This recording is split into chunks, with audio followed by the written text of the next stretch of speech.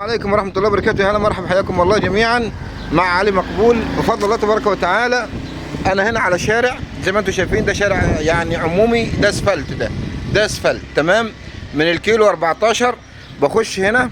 طبعا معايا المزرعتين، المزرعة دي 6 فدادين والمزرعة دي 6 فدادين. هنا في بيتين صبة وبيتين شعبي، وهنا برضو في بيتين صبة، وطبعا مقعد كبير بفضل الله سبحانه وتعالى. طبعا المزرعة مزروعة زيتون ومزروعة نخل، يعني بطريقة نظامية بسم الله ما شاء الله. انا حبيت بس اوضح للحبايب الاول المساحات الموجودة، لان البيعة دي بيعة واحدة، البيعة بيعة ايه وحدة. او مثلا ممكن نبيع الايه المزرعة ال 12 فدان بيعة واحدة، او ممكن نبيع 6 و6، مفيش مشاكل. ولكن احنا هنتكلم في السعر العمومي تمام.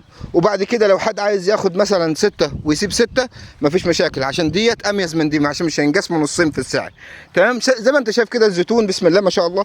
طبعا انت هنا في الاسماعيليه في الكيلو 14 حاجه تبارك الرحمن، خدماتك كلها جنب منك، شارع اسفلت، ميه، كهرباء، خدمات. طبعا ابو خليفه الاسماعيليه انت هنا جنب الايه المدينه بالنسبه للخدمات تمام.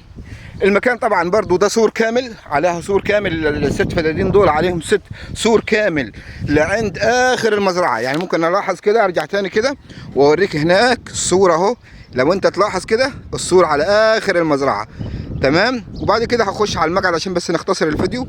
ده اول حاجه مقعد عربي تمام، بيقابلنا مقعد بمضيفه بطريقه نظاميه، يعني لا حد عربي او حد بيحب القعدات الرايقه تمام. ده المقعد يا حبايب، يعني زي ما انتم شايفين كده قاعده عربي بسم الله ما شاء الله. عايز اوضح برضو نص الارض الست فدادين دول نصهم مزروعين زيتون والنص مزروع برسيم حجازي، وهوريكم البيوت اللي عليهم تمام. وادي المقعد ادهو، مقعد كبير بسم الله ما شاء الله تمام. ارض ملك عقد اخضر نهائي تمام، زي ما انت شايف كده حاجه بسم الله ما شاء الله. طبعا ده اول بيت، الدور الثاني واقف كده هو على الدور الثاني يعني على الصبه تمام. متشطب البيت ده، متشطب من الداخل سوبر لوكس، والبيت اللي في وشنا ده برضو متشطب برضو تشطيب سوبر لوكس تمام. عليه سور كامل على المزرعه زي ما انت شايف هنا حبايب كده بسم الله ما شاء الله. بيت كبير على مساحه 250 متر، يمكن تقريبا 300 متر كمان تمام. عمدان وصبه وكله قواعد كله، وفي بيت شعبي.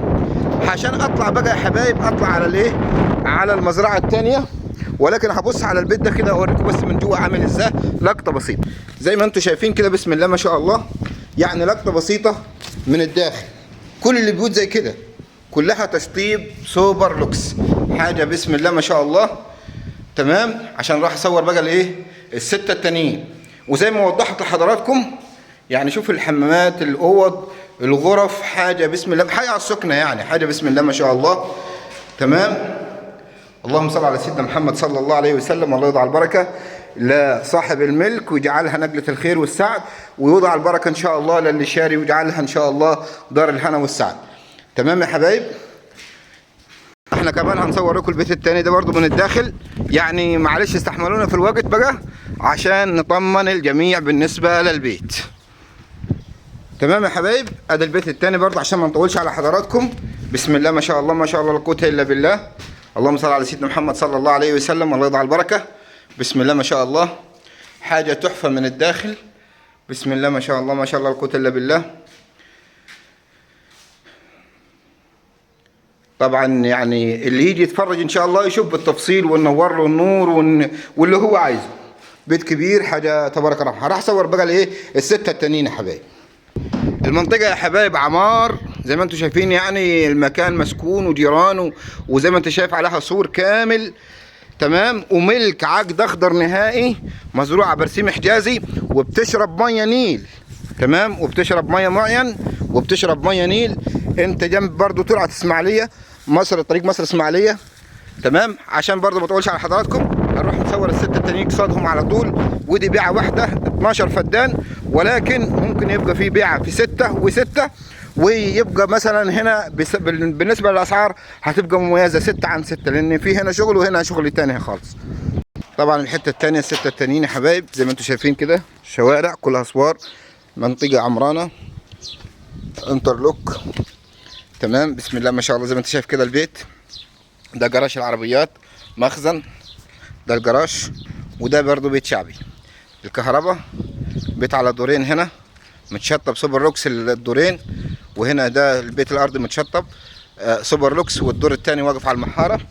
تمام. ده برضو فيه كهرباء ريفي، ولكن ده برضو غرفه ديزل في حال الكهرباء قطعت في المكان مثلا، ربما يعني الديزل يشتغل وينور. وهنا دي حمامات خارجيه. تمام.